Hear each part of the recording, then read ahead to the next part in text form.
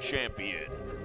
Welcome to another edition of the Around the NFL podcast. My name is Dan Hansis. I come to you from a room that's just filled with heroes. Mark Sessler, Chris Wessling, and Greg Rosenthal. What is up, boys? Hey, Dan. Hey, it's all been leading to this moment. Nice. Last preview in the studio before we head to Miami. Hey, Rick. Miami. I noticed the Rick. intro music cut out a little earlier than usual. What was up? Yeah, well, I was just going to fix it and nobody would notice, but now it's just, 'Cause, you know. This part of the show now. Yeah. That's in my head now. I can't stop thinking how it cut out about 3 seconds. Yeah, sometimes, when you're doing a live production, you got to roll with what you got, and I grabbed an old money drop because nothing else was loading. And turns out whoever the last producer was, Ouch. I don't know who it was. It was just someone before me. And they cut off the money drop. That's a spicy meatball. A body just flung under a bus. It's kind of a misdirection play after the second old money drop of the week, but I like it. Oh! Whoa. There hasn't been a second old money drop of the week. Mark, good to have you Oh! back. Thank you. How Right are with you? the burn. Doing a lot better. We were concerned about you had an eye injury. I had one of those things that I can't explain, but maybe anyone watching this has or has not had it. You get like a thing underneath your eyelid, and it's like every time your eye moves, you're feeling like it's being scratched Gotten by a those piece before? of wood. Not fun. Was hoping for the eye patch. I know. This is like the third or fourth person that's mentioned this. I Niners will don't do- plunder ye old cheese heads. I wouldn't walk around with an eye patch on in this Arg. scenario. Really? You're that? You seem like an eye patch. I know. I feel like if anyone's going to Total walk eye with an patch eye guy. patch, It's you. not good feelings. Peg surrounding leg. That concept. I can see you in a peg leg Hard and an on eye your shoulder. patch. I mean, a lot would need to happen between now and that moment. All right. Well, it's good to have you back, buddy. Thank you. And you're on Kevin Stefanski's radar as well, the new head coach. Of the I wasn't Browns. planning for that to How are be you feeling about the that? result. Well, I don't know if that's truly. I think he probably just didn't need anything else thrown on his plate that day, and I did a disservice through Andrew Siciliano. I didn't. Maybe say he won't that. remember because it wasn't you in person. He didn't see your face. That's what I'm Oh, hoping. hell, Maybe let's he'll- listen maybe to he'll it again. forget. Let's listen to it. Maybe I'll Mark Sessler, Kevin, I'm sorry, who is a you Browns were gonna fan, get away much with like I this. was as a kid as well, put up on Twitter yesterday, a bearded George Clooney say that you bear a resemblance. Has anyone ever called you Clooney? Not until just this moment, Andrew. How do you feel about that? I got enough on my plate right now to worry about trying to get these Browns back to where we want to be. I'm not going to compare myself to any actors, John David or Peter John. I think I need to get a list of guys and then make sure that we're okay with that. It's really not But the same if without it's the George panic Clooney, look in that's his what you eyes. guys say. Looking God to bless. his Peter PR John director. Baptiste. Yeah. Depended on him. One of the resident Browns fans. And two things. Siciliano, not only does he try to throw you under the bus at the end, He backs the bus up and runs you over but again. at the beginning of the segment, he defines himself as a Browns fan when I was a kid, which is also malarkey. Siciliano's still into the Browns. Very much so. From So, what I understand. I thought that, Ooh. I was in the VO booth. I was the next thing on network when that happened, and I was watching and Humble saying, brag. Andrew, we might have to address this with Andrew, actually. Now, we've got to be very quiet. Up in the clearing, we have the incredibly rare NFL Network's Dan Hansis. I'm lonely, I'm lonely, I'm so lonely. Oh, you scared it away. All right. That was good. Anyway, it was good. It was good that it showed that our show is growing, that Stefanski is plugged in on that. But maybe we got to get Andrew on the horn. I don't know maybe if I can- want to antagonize Andrew. I mean, it's getting my name mentioned on NFL Network. I'm just going to allow it to be any way that happens No, is fine with me. We'll get Andrew. We should get him. It's been a while. Why are you, the two of you, trying to Well, why don't we get- sabotage anything this side of the desk attempts to do in life? That has never been How the about case. just What let did- it go? What How did about, we do to we Wes? don't need you to get Andrew What, or get what does anything. Wes have Leave to my do with boy it? alone. What does Wes have to We do? don't need you Well, to get. we need you to get Andrew. I don't think so. What we need is to have a little call to Peter. What's his name? Peter Peter John John Baptiste. Baptiste. The John PR Paul the director, one of our I don't shadowy think he league wants to hear figures, from us either. and just start setting the groundwork to have Kevin Stefanski on at the owners' meetings. That makes sense. It's you know what it is. It's time to heal, Yeah. and we need to get that done at the owner. It went well when we spoke to a Browns coach last year. It did. It was a nice talk. All right. Mark Brady, shadowy league figure behind the glass, says he is on it, so we're putting our faith in him. This is Conference Championship Sunday preview. on the Around the NFL podcast. We are going to dig into both games, Packers at Niners, Titans at Chiefs, and then we'll do a little halftime hitting some news, a shocking retirement, a arrest warrant is out there for one of the most famous players in the league. As of this taping, a lot to get to, but let's not dance around it anymore. Let's get right into the games, and let's start. I would say the game. I don't know. I'm trying to pick what game is more people are more excited about. Compelling? What's more compelling? They both. These are two great games. Titans Chiefs is more compelling. Okay, I could see that. Packers at Niners is such a great game too. Let's start there. Actually, Wes, get excited. Titans at Chiefs in the back end of the show. We're gonna build toward it. Okay. This is the undercard right here. Yes. He's excited. You heard it. So what we'll do here, we'll go through the games. Also, we thought we'd throw in a fun little wrinkle, a segment that we're calling "Banged in a Big Spot, How Not to Be." So we're going to put out, what would it be? Kind of like weakness. Something that if this happens to that team, they're going to get banged in a big spot. I like to think of the title maybe you take out the comma and it's more like a 90s R&B song where it's in parentheses at the end. Oh, I like that too. Parentheticals involved. Yeah, what not to be. Cool. Low key sweat. What about all lowercase letters? I liked when that was a mix too. Got to bring back that. All right. Packers up to 14-3. They're the 2 seed. The Niners, of course, 14-3. They are the 1 seed. So the game will be played at the Big Bell Bottom. And why don't we start here, Mark Sessler, since you are healthy and ready to really, you're doing some tape dogging yourself, and your family is a 49ers family. They are very much so. So your rooting interest is very clear here. I would imagine you want the family to be happy. But here's the thing: if you're a Packers fan, you're talking yourself into a big win. But what about that Week 12 blowout loss that the Packers suffered? 37-8, and that's almost too kind, that score. If you remember how ugly that game was, how much do you think that game plays into this game, or is it too ancient at this point to even matter? It's not ancient. I definitely hear people over and over discounting that game almost entirely during this week's analysis, that it's so long ago it doesn't matter. I would just say from a team function standpoint, 2 of the bigger no-shows that the Packers had this season were that Niners game, 8-37, that loss, and weeks prior when they went to the West Coast and the 8-37, 37-8.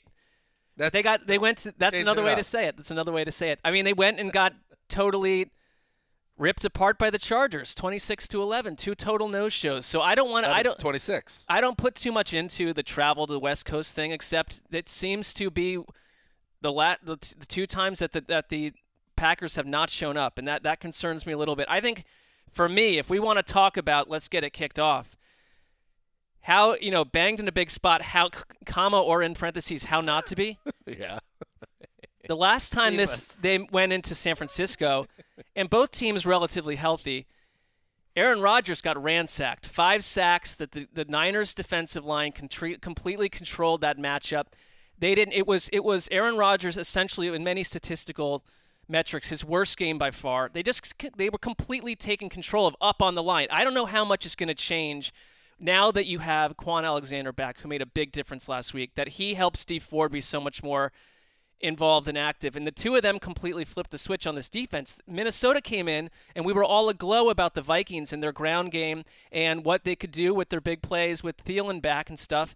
And instead, they were completely neutralized. If you want to have any shot in this game, don't get banged in a big spot by having Aaron Rodgers running for his life like he was last time, where every receiver not named Devontae Adams pulls a no-show, and you've got the same sort of situation you did with Dalvin Cook, where at halftime if you look at someone like Aaron Jones, he's not gotten unhooked at all, and they're a one-dimensional offense when Matt LaFleur wants to be a ground-based attack. I mean, I believe the Packers are dealing with some injury issues on the line for that game. Bulaga. There was an illness involved, I believe, also that week. Bulaga was replaced by Alex Light. David Bakhtiari, who's their all-pro left tackle, was coming off of an injury, although he did play in that game. And Light did hurt them. You just have to play better. I mean, I agree you shouldn't throw it all out. I think it's a sign that the 49ers have been the better team all year. They are obviously the more talented team. I think they're the better coach team. The Packers have been blown out 3 times. All 3 of their losses, they weren't that competitive. That never happened to the 49ers. That said, it's one game in an entire season, and it's the NFL where I still think the margins are relatively small, and I wouldn't expect anything like that this time because I think the Packers are actually match up okay in terms of their offensive line has a shot. You know, if Bulaga's out there, they've got as good a tackle pairing as there is in the league. They have as much continuity as any offensive line in the league. They've got a very good center. If there is a line that can do something against San Francisco, this is it. And people say you can't beat San Francisco without a mobile quarterback. I think Aaron Rodgers can be a more mobile quarterback when he wants to be. He's not old Aaron Rodgers, but he's also not Kirk Cousins back there. You know, you do have a guy who can make some plays out of structure, Aaron Rodgers. That's coaching 101 to say the previous result, blowout, doesn't matter. But teams losing by 20 or more points and then meeting the same team again in the postseason have lost 13 in a row. That's a pretty big trend. That's not a small sample size. And the same defense that gave Aaron Rodgers the lowest yards per attempt of his career in this previous matchup showed up last week against Kirk Cousins and the Vikings. And after rewatching that game, I don't even blame Kirk Cousins. He didn't leave any plays on the field. There was nothing there to be done. This defense was swarming. They erased, bullied, and took Dalvin Cook's lunch money. They kept everything in front of the sticks and swarmed the pocket like reminded me of the Cowboys' front 7 down the stretch last year. Everything is in front of the sticks. They suffocate you like a cobra, and there is nothing to do against this defense unless you're running misdirection, trick plays. The Packers have to get somebody besides Davante Adams to show up. I mean, Aaron Jones would be that guy. They are a very tough team to get to the outside of, and I think you hit on it, sort of how swarming they are. I feel like Fred Warner and Dre Greenlaw are there on every play. The 2 most underrated guys on this team, and they're just such a great tackling team, and that's what reminds you of the old Seahawks team, which Robert Saleh came from. Is they tackle. Nick Bosa hits you. Jimmy Ward hits you. Warner hits you. I mean, Quan Alexander came back last week. They couldn't really play him that much because he wasn't nearly as good as the other 2 linebackers, and he's probably going to be healthier this week. D Ford comes back last week, and you have the luxury to kind of use him for 20 to 25 snaps. When they put that 4 defensive line grouping in where it's Armstead, Ford, Buckner, and Bosa, I mean, that's the scariest. Good night. So all first-round picks. It's the scariest lineup you got, and you don't have to blitz, and you do these, stunts, which the Packers have struggled with a little bit, and you have to communicate. I mean, that'll test you. I'm just saying, I think the Packers have a top 5 offensive line. So if any, and Bakhtiari especially is playing a lot better than he was back then. So if any team's going to be set up to slow him down, I think it's one with a Hall of Fame quarterback and a good offensive line. I don't see a blowout because I think we also started to see Aaron Rodgers last game especially start to do some things that, have our entire newsroom on fire when they watch the way he threw the ball late in that game. I feel like this is the last team the Packers left with out a playmaking tight end. You have Jimmy Graham, who is essentially fading into the distance, paired with Mercedes Lewis. That went well for them this season. Like, I just want to see someone show up. Not excited about Sternberger? No, I just think someone's got to show up on this offense because it can't just be this time around. You've got Richard Sherman. We'll see a lot of Davante Adams. It's not going to probably be the whole game, but you would take if you erase him or remove him to half his productivity. Like, who else is stepping up in this attack? How not to get banged if you're the Niners? I feel like the Niners are the team I'm most confident about this weekend.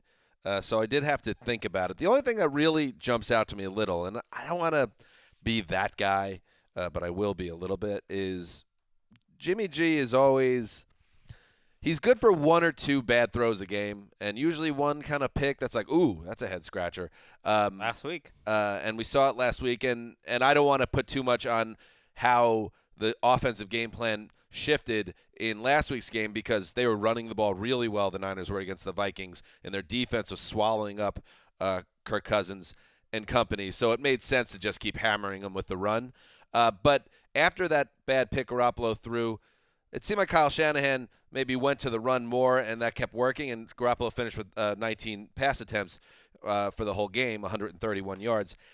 You look at like how the Ravens lost last week with falling behind, having to get away from their glorious ability to run the ball with a healthy Mark Ingram, Jackson shredding you with his ability on the ground, and then the pass kind of finishing teams off. If you can get ahead of the Niners, get off to a fast start like the Packers did last week, and then put it on Jimmy G, does he make the type of mistakes that could lead to a pick six or a huge play going the other way? And remember that the Packers have a very good pass rush as well, and we know we have Zadarius Smith, Preston Smith, Kenny Clark. According to Next Gen Stats, pass rushers pressure rate, Zadarius Smith is first in the NFL at nearly 15%. Preston Smith is 8th. Kenny Clark is 23rd. These are guys that are going to be getting after it. Kenny Clark has basically been Aaron Donald for the past 2 months in terms of sacks and hurries. His rate of sacks and hurries is where Aaron Donald's been all year. So that 23rd is probably more like a top 10, top 5 number in the last 10 weeks. And he's going against a backup center, Ben Garland. Kyle Shanahan has said the center position in my offense is more important, way more important than it is in most offenses. Ben Garland is in the spotlight this week, and the last time we saw him, he was yelling at Mark Sessler at the Super Bowl, "Mark Sessler's my hero." What is the context there? What's the backstory? Well, we went on that trip together. The same as with all these other players. Yes. I actually texted back and forth to him a little bit, and I just feel like he's very confident that the whole team feels so it's a mismatch, though. To put a bow on it, yeah, but he's get played ahead, well. Put Jimmy G on the spot to have to make plays, and then send that great pass rush after Jimmy G, and things can go sideways for them. I do think that's – you can get banged. I think that's the recipe for them because the 49ers pass blocking win rate, which is kind of a new fangled stat ESPN's been rolling with. Newfangled. It is 26th in the NFL. And a lot of that is because they were missing their tackles for part of the year, and they're back now. But it's kind of typical of their whole team. They're better at run blocking. They are the perfect Kyle Shanahan, old Denver Broncos run blocking attack. Mike McGlinchey is maybe the perfect example. He's probably an all-pro when it comes to run blocking. He's okay pass blocking. I mean, if it's Zadarius Smith versus him one-on-one, that's a win for Smith. And I think you saw, even in the first matchup, even though it didn't go very well, they did throw a few blitzes at Jimmy G, which confused him. I do not think this is a game that Mike Pettine's going to be able to sit back there. They're not a team that does a lot in terms of blitzes. They're just kind of back. I think they're going to have to mix it up quite a bit, not just rely on the guys up front, try to confuse Jimmy G, and to your point, Dan, make Jimmy G beat you. I mean, that's got to be the plan, that beat us in the passing game. They do show that when certain metrics, when Jimmy G makes mistakes, and he's made a share of them this season, that a lot of times it has to do with an intermediary level linebacker athletically diagnosing what Jimmy G is going to do with it, and Jimmy G not seeing that on his own. But that helps when you have Michael Kendricks. I don't know if the Packers have that they don't. player. They might have the opposite. Michael Kendricks was a huge difference in that last game. Which is a total weakness in Blake Martinez. I mean, Blake Martinez got embarrassed a little bit when they first played. Kyle Shanahan, if he reminds me of anyone, it's a little bit like McDaniels sometimes, where if he sees whatever your weakness is, he'll just go after it over and over and over and over again. And Blake Martinez is that guy. Maybe Kevin King is that guy. And you have so many different guys. If you're the 49ers, you can throw at them. I mean, it's Kittle over the middle.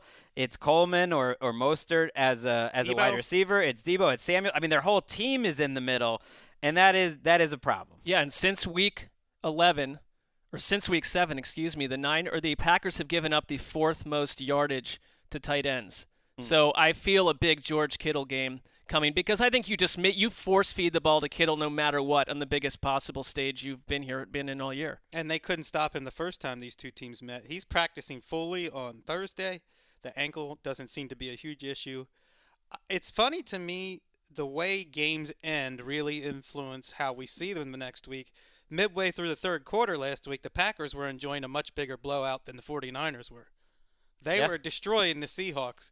And the way they allowed Russell Wilson to come back, now we think a little bit less of the Packers. But that game could have easily gone a different way. Partly because it's their MO. 49ers have had these games where they squeeze the life out of opponents. And so that sticks with you. I mean, they did it to the Rams. They certainly did it last week. They did it to the Pack. They've had those games. Whereas the Packers, they don't blow on anyone almost. They always make it, except for the Vikings. I mean, similarly in Week 16, they squeeze the life out of them. A banged-up Vikings team. Right, yes. but they tend to make it interesting. I don't think that's the worst thing for this Packers team, because if there's anything that you get listening to them, and there's only so much value in that, I do think they're comfortable in these close games. They've been in so many of them over and over, and I liked what Aaron Rodgers said this week at the podium. He thought the biggest change they've had is in practice, kind of cutting down the mental errors.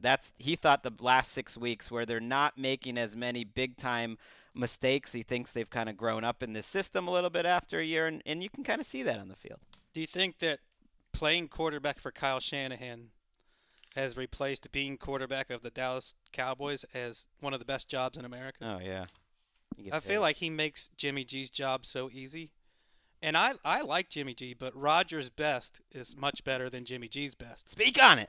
And that's why this is such a fun game. I just love Aaron Rodgers back in this spot, this huge stage, championship Sunday stage, and it makes the Packers, for me, even though Keith Hansis disagrees, I don't like his face.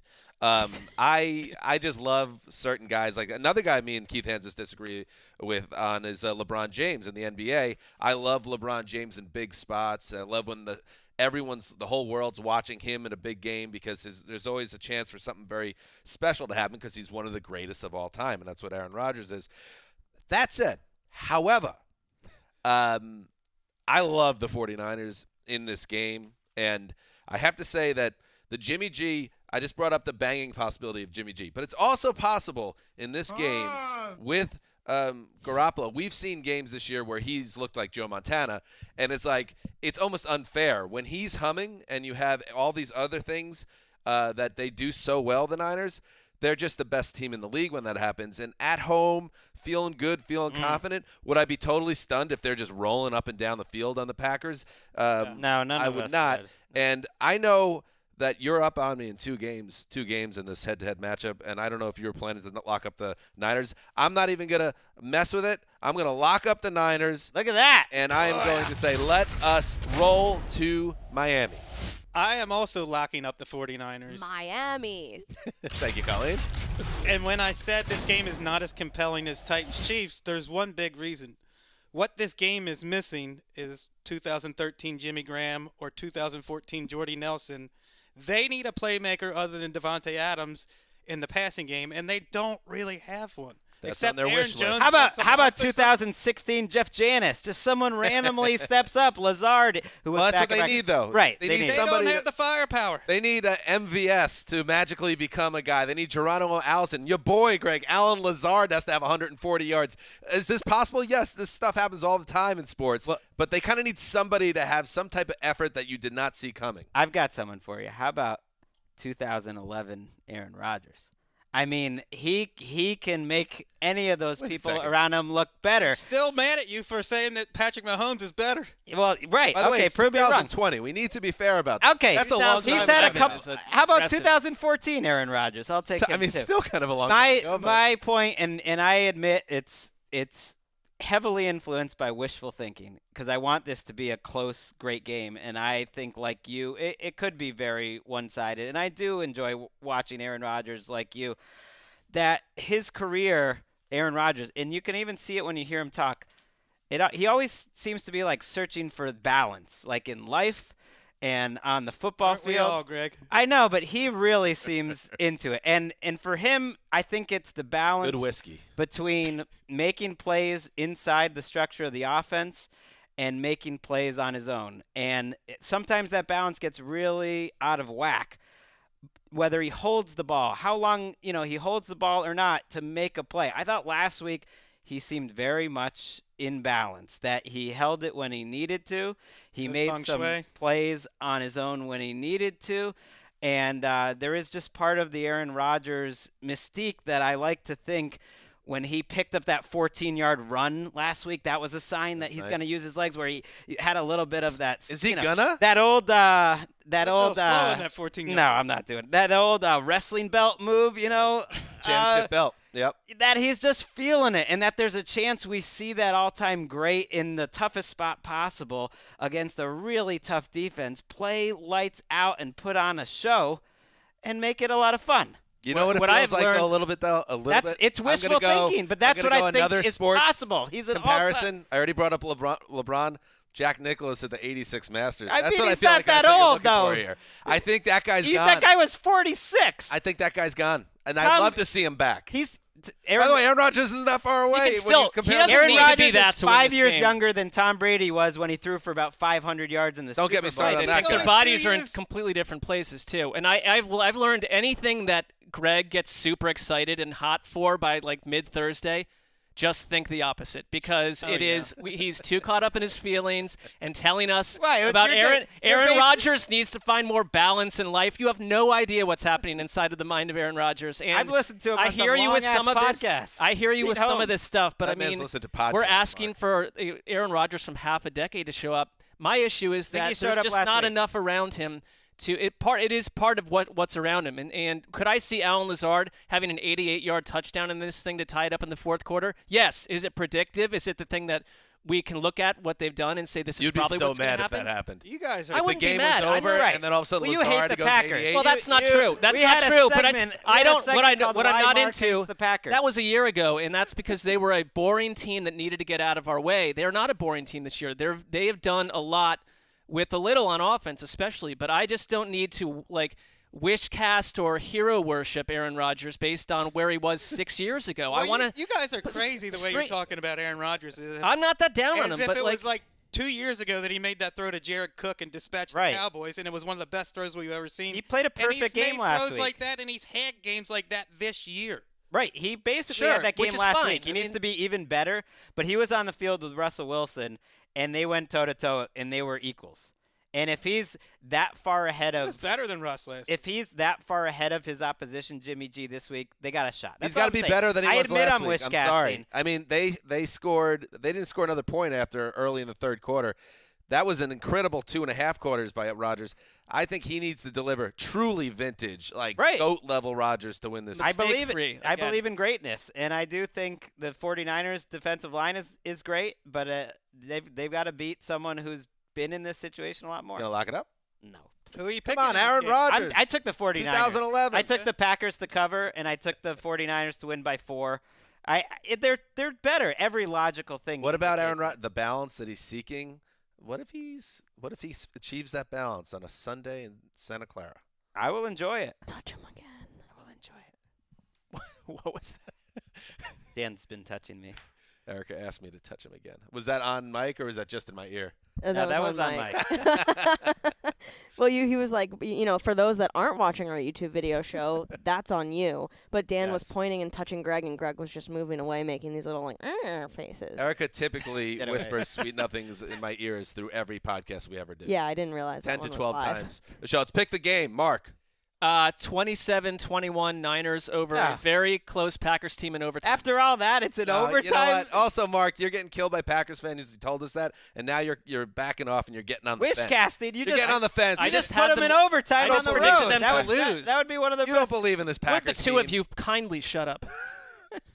You don't It is believe so ponderous. You just put them in Why overtime. did I come into work today? So ponderous to listen to you two. I've got 49ers 33, Packers 27. Oh, okay. Everyone's got it competitive. That's only because I believe in Aaron Rodgers. I really think it's going to be more like 33-13. 35-24 Niners. Yeah, I got 30-26 Niners. Nice offensive game. All right. Let's hit halftime. Halftime. Halftime to do some news.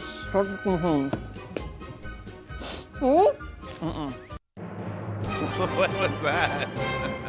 What just happened? Erica, why don't you explain what that is? Yeah, that was a news drop, which the audio version contained no information. Well, actually, it did because we had marshmallows. Mark and I did the Chubby Bunny contest this morning, and it's on our Instagram, the ATN podcast, where we were shoving as many marshmallows that we could in our mouth and saying players that were playing in championship weekend. What is the Chubby Bunny I want contest? to party with you Cowboys. Yeah. It's one marshmallow at a time, and then you pull a name out of a cup and try to read it, and it's easy with one, but then Erica nearly threw up upon the fourth marshmallow. I did, yeah. White throw This up is like- material. This is like our other podcast we do together, the Jesselnick and Rosenthal Vanity Project. Eric. Every week she suggests we do a viral, sensation video, and never once has that idea passed. And now you stuck it into this one. Yeah. Well, One way to pitch it, Greg. Greg, you're so fun to be around. All right, let's get into the news. Let's start. We have Tiffany Blackman, I believe, joining us in a little bit to talk about this huge story coming out of Charlotte. Panthers linebacker Luke Kuechly is retiring after 8 seasons. He announced it in a very 2020 way via a video message posted online. He had this to say: "It's never the right time to step away, but now is the right time for me. It's a tough decision. I've thought about it a lot." And he went on to say, there's only one way to play this game since I was a little kid. It's to play fast, play physical, and play strong. And at this point, I don't know if I am able to do that anymore. And that's the part that makes it the most difficult. Kuechly's 28 years old. He is a 7-time Pro Bowler, a 5-time first-team All-Pro. In 2013, and was just his second year in the league, he won Defensive Player of the Year. And this was a stunner, Greg. We know he's had concussion issues in the past, and there was that one especially kind of chilling incident in a primetime game where he was getting carted off after a head injury against the Saints, I believe, and he had tears streaming down his face. But this past season, he played all 16 games for Carolina, had 144 tackles and 2 picks. So he didn't have any injury that cost him time, and yet he decides now to walk away. What were your initial feelings? That pound for pound, I think he's the best inside linebacker of the last 2 decades that I've seen get drafted and started their career basically. Better than Ray Lewis.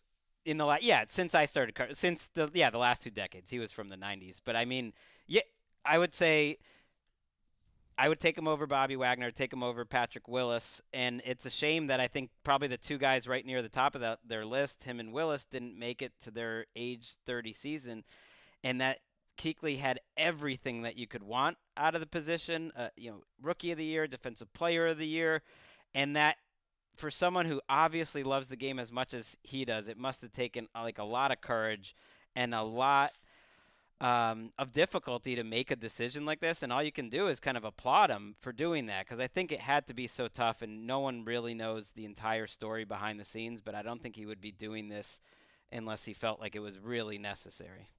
Yeah, he reminds me so much of Patrick Willis, both of whom I think are definite Hall of Famers. They were the best at their position for almost a decade. And I would throw Brian Urlacher in that mix as guys from this century who were great middle linebackers.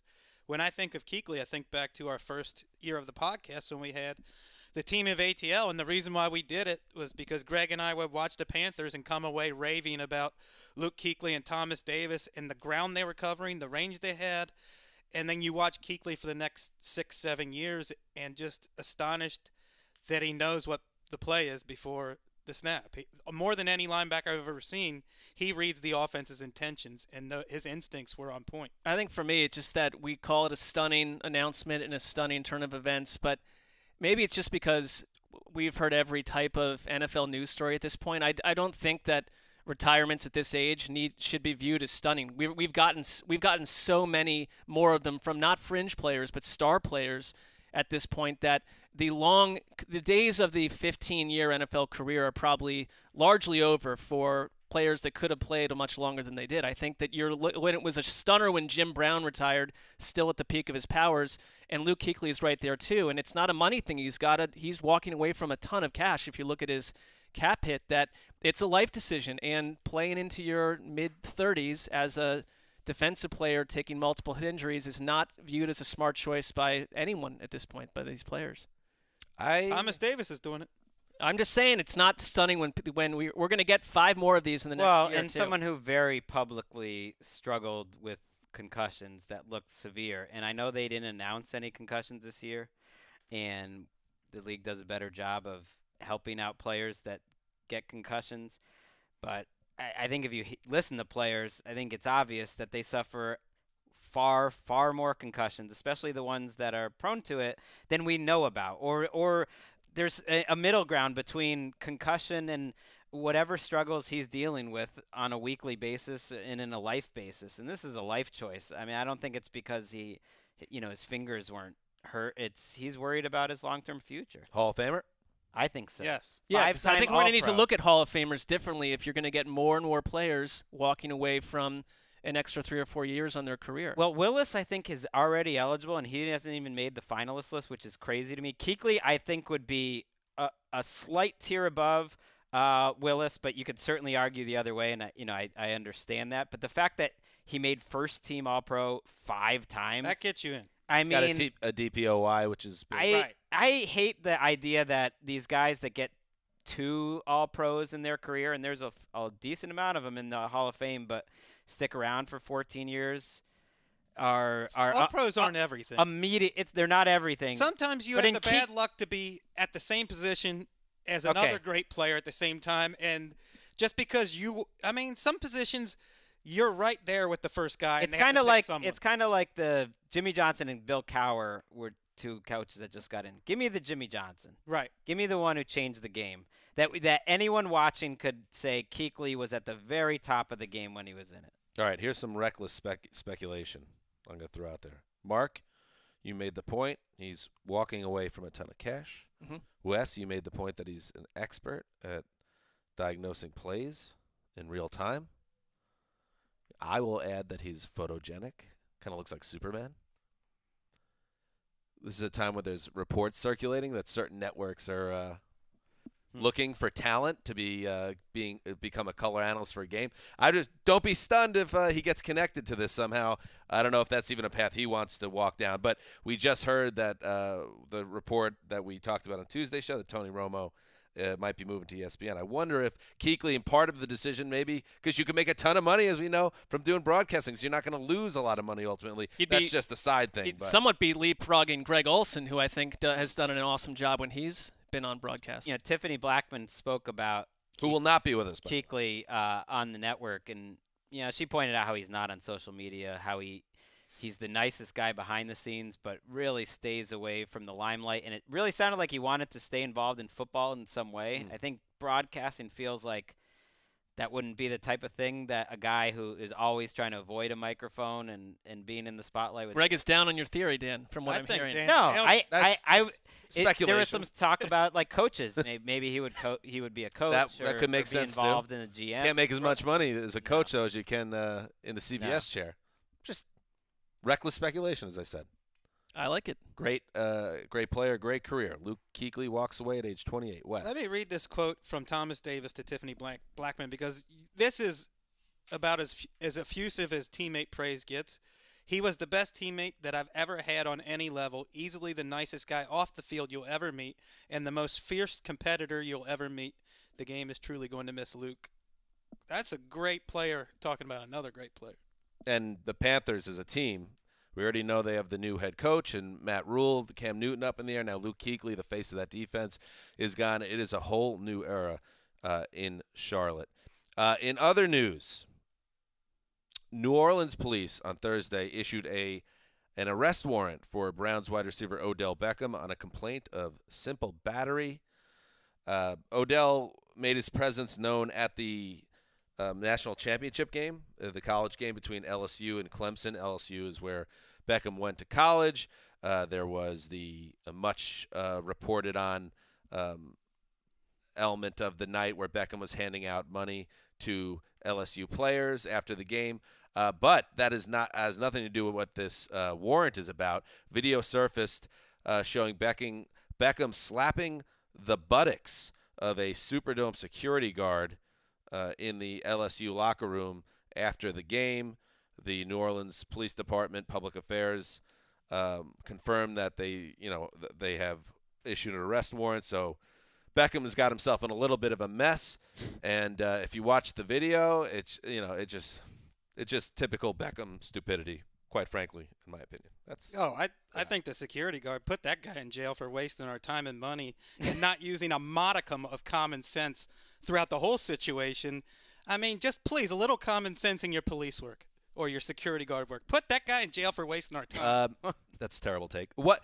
Please. What is? He got touched on the butt. By the way, what does that have to do with your feeling on what he did as a security guard? Have to do with Beckham in an animated fashion, reaching back and slapping the guy in the ass and embarrassing him. It's not an assault. It's just that it's very disrespectful. Right, But that guy doesn't need to be in there trying to shut down in a controlled environment. That's what security guards do. I mean, right, but is it a crime? I get you're not it's happy. not a crime. Well, Of course, that's what he's being charged with. He's being charged with a crime. Right. Is it something that he He's should being get in charged with a serious crime trouble of- for? No. No, and nor no. should the security guard be in there doing that in the first place. Yeah, well, you know. That's what security guards do. Everybody knows that's what security guards do. They make don't themselves useful in their They mind. don't take into account common sense that people work their whole lives for this moment and they want to enjoy it with a cigar, and instead you blow it out of proportion like this? Give me a break. Well, a second security guard came in, from what I read, and allowed the players to then start smoking cigars. So the rules are shaky.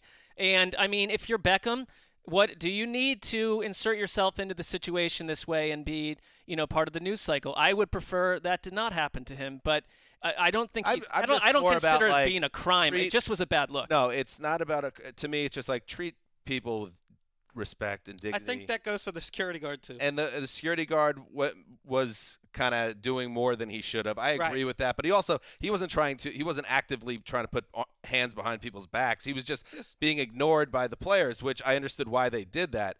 But if you want to come after a security guard, that to me is just wrongheaded, because to me the real just like bad whatever guy happened here to Gary is Beckham. Cooper. You got slapped on the butt. Calm down. Get out of your feelings. Yeah, whatever happened to Gary Cooper? I mean, fine. Beckham was fine for doing that. Look, I mean, you guys win. Beckham should have used common sense. I honestly don't have a hot take. I get people are annoyed Barney by it. Fife. This doesn't seem like something to get. I'm just surprised that it's a legal thing based on what that's we it. saw. But Was it a good look for this Beckham? also No. reminds me of this is what Odell Beckham is best at. Once upon a time, I thought it'd be as like a superstar wide receiver that's winning championships.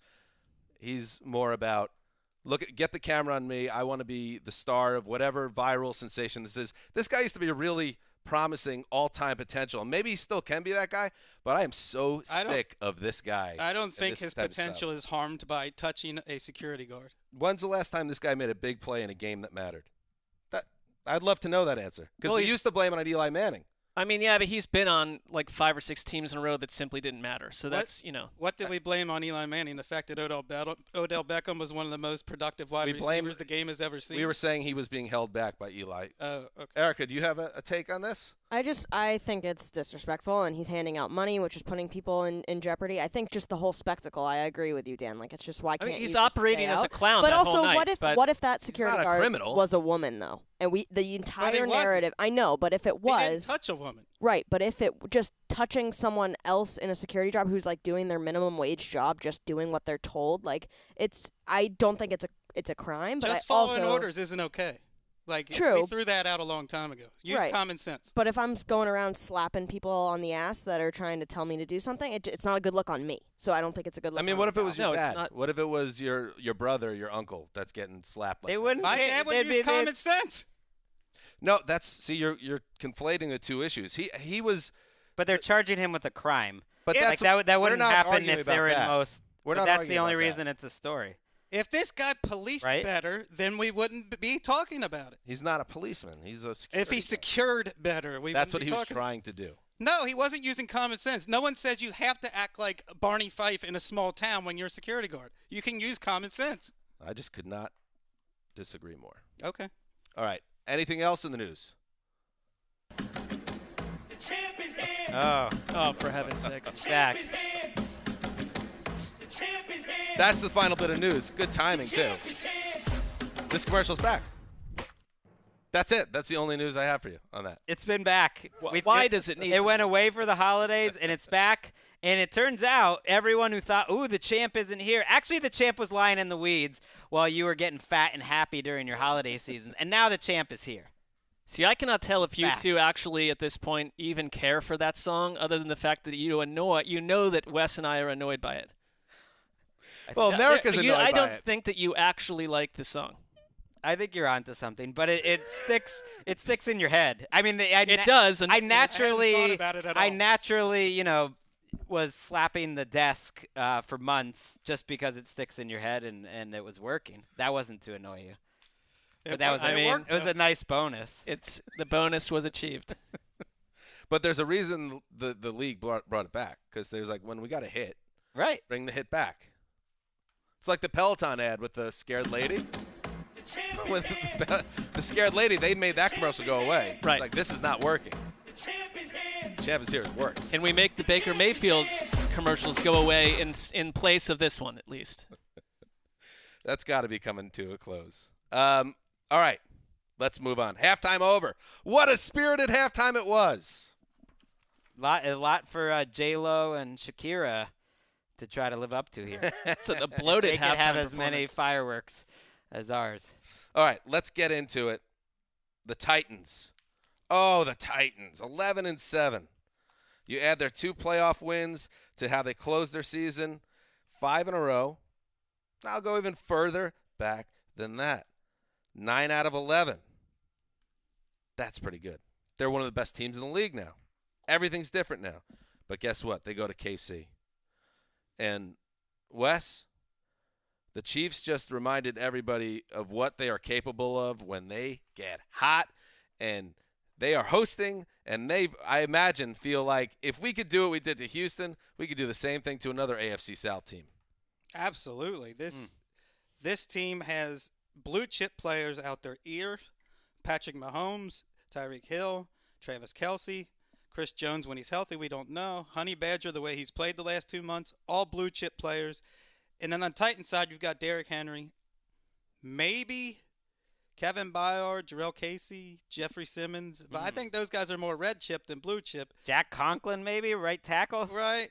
Taylor Lewan, red chip guys. I think the talent edge goes to Kansas City. But the reason why they could get banged in a big spot. Oh! This is 3 years in the making for the Titans. They had visions. They had dreams.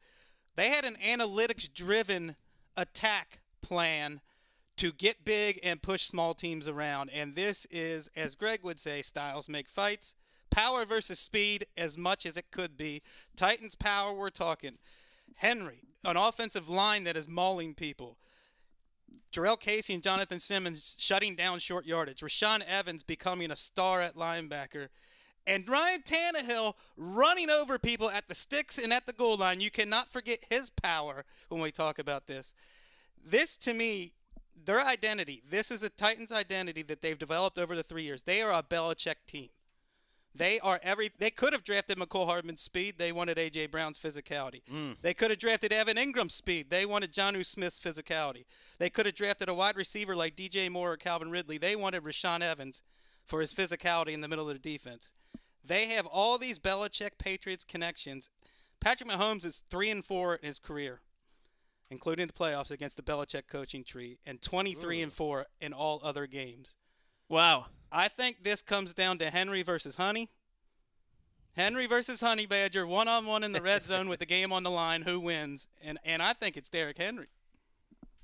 And Honey Badger getting a lot of love this week for playing an excellent game last week, including the one play where he had like a triple read, made every right guess on the primary receiver, the secondary receiver, covered them both, and then chased the quarterback out of bounds. So that is peak Honey Badger right there. I think the Titans probably look at Honey Badger, who's maybe the key guy in their defense with Chris Jones missing practice again, which is just a massive loss for them if he doesn't play, and it's trending that way. Well, by the way, Derrick Henry ran all over Chris Jones in the Chiefs in Week 10. They ran pretty well against them before, but it makes it so that they can attack the Chiefs' weakness, which is certainly run defense all season. And I think where Honey Badger comes into play is a little bit like Earl Thomas came into play last week. Earl Thomas played a really good game overall, made a bunch of plays, was all over the field, but he was victimized on that Khalif Raymond touchdown, where he came forward for the play action. He bit pretty hard. He got totally out of position to the point where you didn't even see him on that play on the TV copy.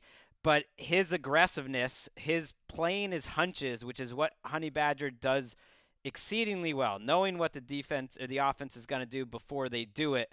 I think the Titans have the most dangerous play action game in the NFL, and they just haven't had to use it in the playoffs that much, and I think they'll use it, and I think they could victimize not only Honey Badger, but Sorensen, and I think you'll see more of it this week, because I think Mike Vrabel, like Bill Belichick, knows, yes, styles make fights, but you got to adapt to the game you're in, and I don't think he's going to be thinking his defense can stop the Chiefs. He certainly didn't think that back in Week 10, and he was right. I mean, this team, to your point that this has been 3 years in the making, that – okay. It's just that easy. Sweet. Who's the champ in this case? The Kansas City Chiefs? I like that. Want to play it again? I didn't order that hit for the. No, that's. I didn't. No one did. Less for me to do. Okay. It is good. The drums. Jadakiss. I mean, haven't heard him in a while. He gets a lot of money off that. Go ahead, Mark. Well, I just think it's encouraging that, like, Taylor Lewan and Jack Conklin are essentially, like, the metrics-wise, the number 1 and 2 road grading tackles at this point. That this is what they wanted to be for so long, and it never clicked with Mariota, and it's clicked with Tannehill, and it's not statistically based. I know that he's got all these numbers that jump off the page, but Derrick Henry is they're the most lovable AFC title game underdog that I can really ever remember because of the way that they beat people up, the way they don't really care what How about the stadium Patriots they're in. last year?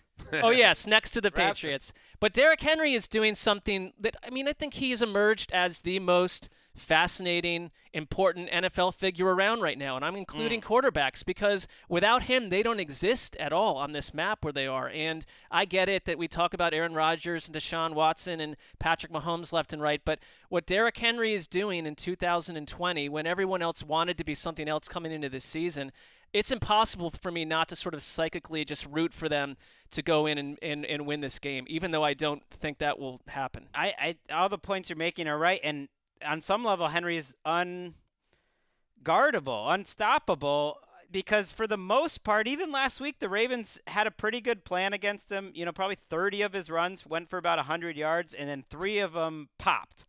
3 of them popped huge, and one of them was a 66-yard run where Matthew Judon, a 260-pound man who's about to be paid, $40 million guaranteed, it has Derrick Henry dead to rights in the hole, one-on-one, and he hits him as hard as he can. With no one touched him, no blockers even touched him, and he just bounced off him like a little kid, and then Henry not only bounces off of him and goes, he knows what to do at the second level. I think that's what's different between him and other really good power backs who bounce off that tackle. Then he has the vision where he sees where the safety's coming from and he gets away from the defensive back, and that's special. I mean, that's why he's putting up a run that we really haven't seen, and he's probably going to be able to do it again. It's just a question of if that's enough. Had 188 yards on him last time they met. I realize these games that happened more than 4 weeks ago, no one cares about that. I think that game tells us a little something, though, a little bit, in that, like,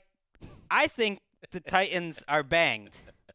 I feel like there's been an uptick in the Sessler tone when you do that. Yeah. When you say it well, like no, that. because I think it's like this hot. It's sort of like there are 800 people attacking this game from like a take and a point thing. More than So it's that. like jump on that game just doesn't matter. This is a totally different Packers team. It's like there's a reason it's going to matter. There is some connective DNA. I'm not saying the whole thing's the same, but that's fair. It's we're talking 2 months ago in Earth's history. This isn't like pre-Mesozoic like clash between two forces. It happened like a month and a half ago.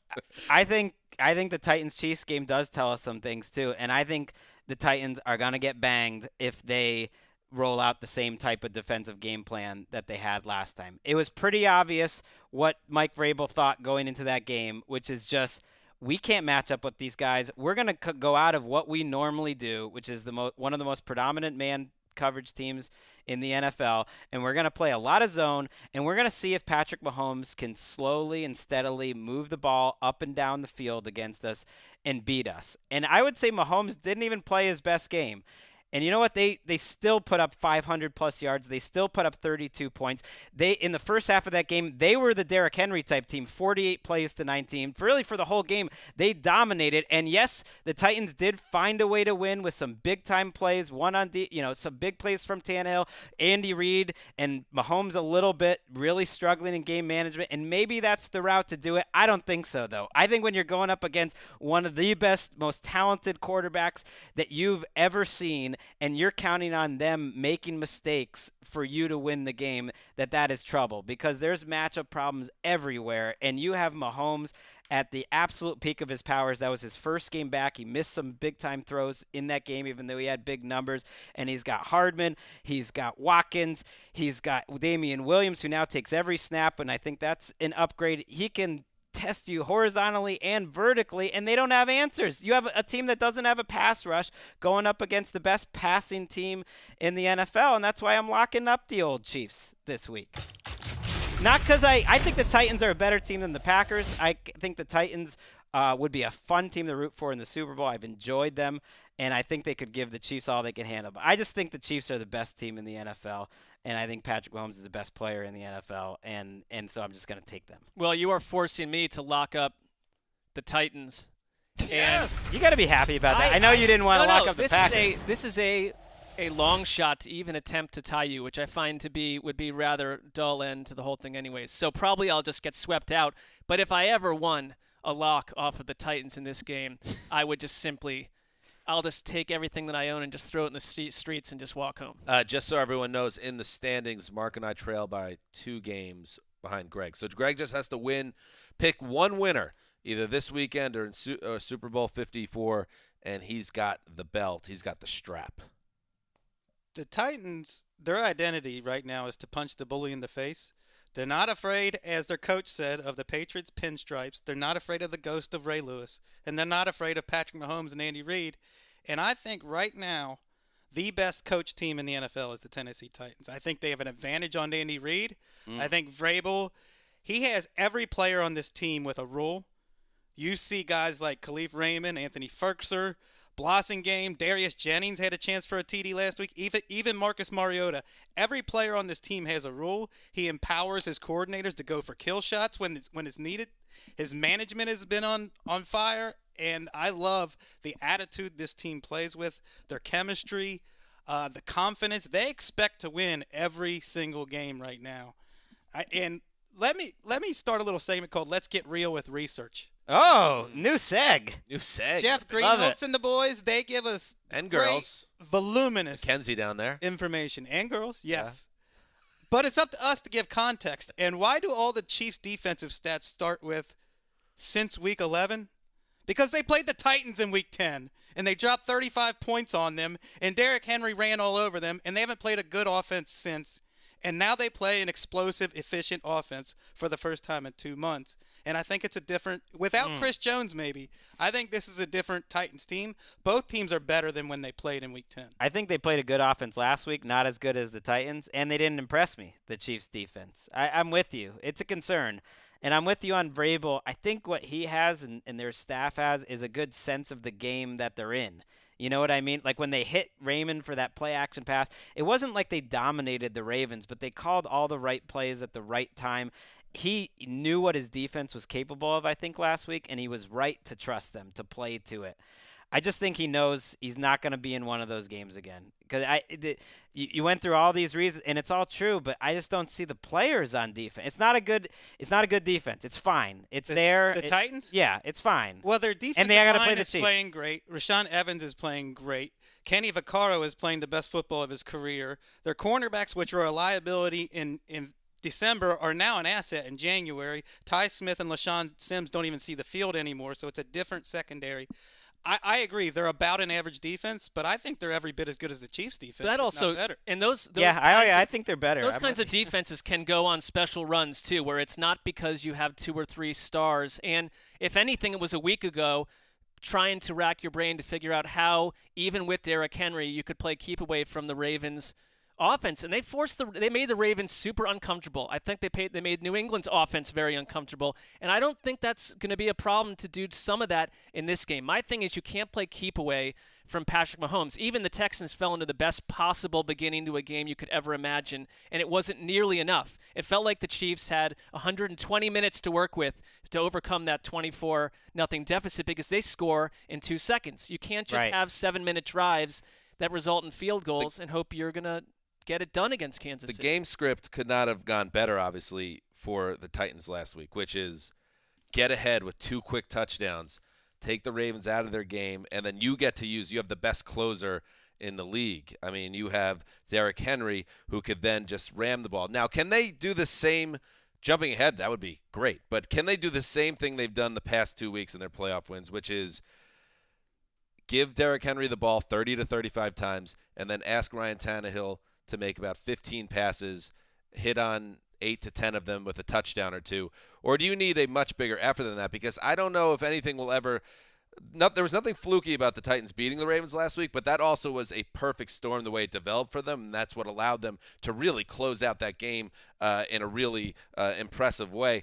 I don't see it playing out that way. No, they're going to need more from Tannehill, and he's capable of it, but they're going to need more. He's capable of it. It's been a few weeks now since we've seen that, but that to me is the big difference between this week and last week. I don't think they could expect to have another carbon copy of what happened in Baltimore. I think too many people are underestimating Tannehill. The way he's played this year is the way we want quarterback to be played. He's been exceptionally accurate. He's throwing into tight windows. He has a strong arm. He's aggressive downfield. Has athleticism to escape pressure and pick up first downs. His legs have been key in fourth quarter comebacks. He's shown great situational awareness. I just think he's been, even in the playoffs, he's played really well, and people are sleeping because they're looking at box score. I'm totally with you.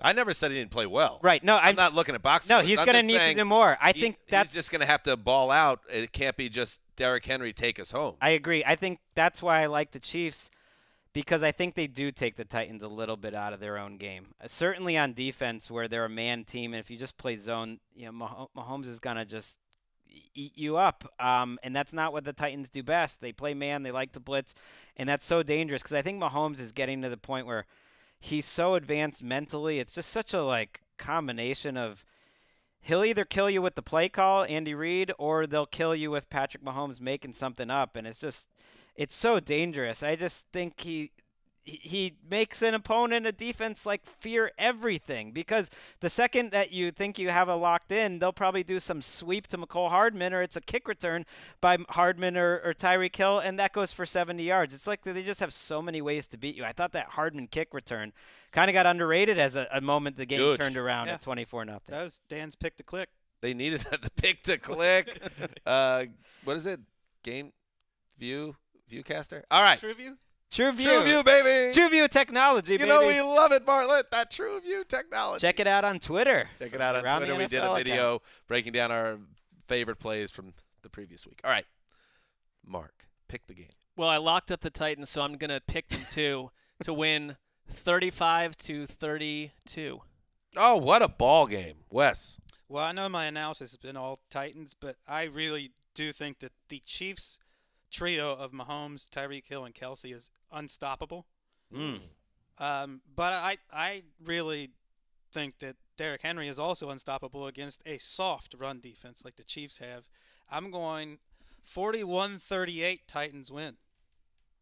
Woo-wee. This feels like a potential classic. Is there also a scenario where the Chiefs boat race the Titans? Yeah. They scored 7 straight touchdowns last week. I will go Chiefs. Laboring over it. It's a great one, but I'll go Chiefs 37-30. I got the Chiefs winning by 10. I'm worried in a close game what happens with Andy Reid versus Mike Vrabel. I think there's a chance that they do get up a couple scores and that they win convincingly. Am I choosing that because that's what I want to happen? You're goddamn right.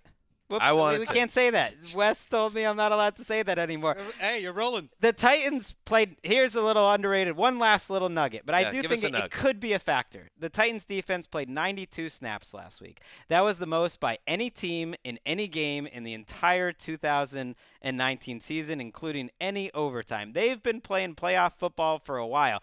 You want to be the 49ers, who played about 45 snaps on defense last week coming off a bye. The Titans are coming off 3 tough games, and they played 92 snaps, and they're about to go against the best offense in the NFL. You're bagging. It's tough. It's a tough spot. 92 snaps. Come on, don't you want to see Andy Big Red on the riser? That's what I – well, that is what I want. I wanted it all along. And even Pat Mahomes. I love that guy. You know, he's got plenty of time to do it, but Big Red, this is his moment. I said on this show that Chiefs aren't having another loss all season after their last loss, and we're almost there. We're almost there. What do you get? 2 more. I don't know. Maybe Or the more Greg answer, Greg would say if we said that, you go like, and that's why they did it. They did it because you motivated them. Yeah, I did. I did. We'll get Ryan if they Bartlett, our resident producer, Chiefs fan, to dig up that clip, and we'll play it on next season's playoff around the NFL show. That's what we'll do. That's a little sideways shot at Sessler, I believe. It was not a shot at Sessler. It was just. I feel nothing at It this was a point. reference point. Bartlett pulled me aside privately. Can we get a camera on Bartlett for this? Pulled me aside privately and said, if the Chiefs win on Sunday, I will strip nude and run down Washington Boulevard Oh, wow, in really? front of NFL Network headquarters. Go Butt Titans. naked. Butt naked. Heine out. Really? The whole thing. Birthday Whatever it takes, I will do. Who's shooting the social I don't think video? it takes Erica? Dan. No, I think that's against policy. Yeah. I'll be busy, but Eric will be right behind you. You have to Like go. feet behind you. You have to go past the line that's outside the gun store a couple blocks away. By the Just gun like store, by the say hi mosque. to them. Yeah. There's like a line there on Sunday mornings. It's Yeah. that guns are that I popular. want you. There's okay. Sure, These are the Vance things you have to buys run guns. past. Across the street from us, the really sad old age home where the ambulance is always outside. You need to go past the gun shop, past the mosque, past the 7-Eleven, past the second 7-Eleven, and then when you get to the DMV, turn around and come back. That's quite a Yeah. jaunt. I'll have on an AFC Champions hat though, because I'll have to have somewhere to put the GoPro. Wow. Of course. You will quickly Yeah. be hauled in by the cops. Come back to a 7-Eleven, by the way. Two 7-Elevens in a 3-block radius. Some would call that a flex. It's outrageous. They're both jam-packed when you go in them, though, Greg. Maybe invest in a You know- banana hammock. Supply and Maybe. demand. No Greg. banana hat. Anybody Supply want a and demand. Slurpee? We're doing the real deal Holyfield. All right, so we will be back Sunday night. Yes, it is that time. When next time you hear from us, we're going to know, all of us, the world will know who is playing at Super Bowl 54, and we're going to talk all about it, and it's going to be grand. I love it. Ricky, who's your pick for the Super Bowl? I don't know. I kind of feel like it's going to be Taking all the info that you were able to glean from this last hour and 8 minutes. Or reject it entirely. I Another way to really go. just don't want Chiefs Packers, so I feel like it'll be Chiefs 49ers. Okay. But you know who won't be in the game? The Patriots. Or the Jets. Well, I'm used to that. Yeah, nice. it's okay. It's nice. It's nice yeah, for I can work. I can relax. I'm going to Yeah. Miami. I don't have to stress about the Patriots. I mean, come on, this is great. There was something about last year in particular, the Patriots fans, and they rolled in for the weekend, just the level of entitlement, the idea that this is our event, this is our weekend, we build this now into our budget.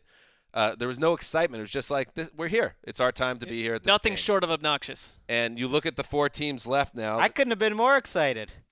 Great. Oh, please. I said that Yeah, was my you were the favorite one that Super I remember Bowl being excited. Super Bowl victory I've seen live, and Like you didn't 4 believe years me. ago, you said you don't care if the Patriots ever win another game. I said they didn't need to. But look at still nice. the Packers and Niners. Those are 2 storied franchises that have been to the Super Bowl somewhat recently. However, the Titans and the Chiefs, one of those teams is going to the Super Bowl, and that's a fan base that's going to be on fire. Which means we're going to have so much fun at our live show Thursday before Super Bowl. That's right. Well done. So if you're coming into Miami, if one of those 4 teams is your teams, get your tickets now. Man, Chiefs fans will show up like crazy. And either the 49ers or Packers fans, they both will be mobbing. You kidding me? You got Kyle Shanahan, like almost a direct descendant of Bill Walsh, bringing them back to the Super Bowl. I mean, Mike Shanahan makes his name under Bill Walsh, and here's his son returning to glory. If it's all on fan base and who will have the city the most hype the weekend, give me Chiefs Packers. No, I think Chiefs Super Bowl 49ers one. is the best. Super Bowl 1 rematch. Chiefs 49ers is the best football game. It's the 2 best teams left. Traveling fan bases, I kind of think Chiefs Packers is the one. That's what I'm talking about. Not the game, just like the fans and how amped and Yeah, but Wes, you know how they are, in the Northwest. Nashville might be coming down to Miami. They travel in droves. Look at a map. It's right in the middle of the country. all right, that's it. Let's go. Dan Hansa signing off for Quiet Storm, the mailman, the old boss, Ricky Hollywood, Ryan Bartlett, who will be nude potentially in about 96 hours. Till Sunday night, baby.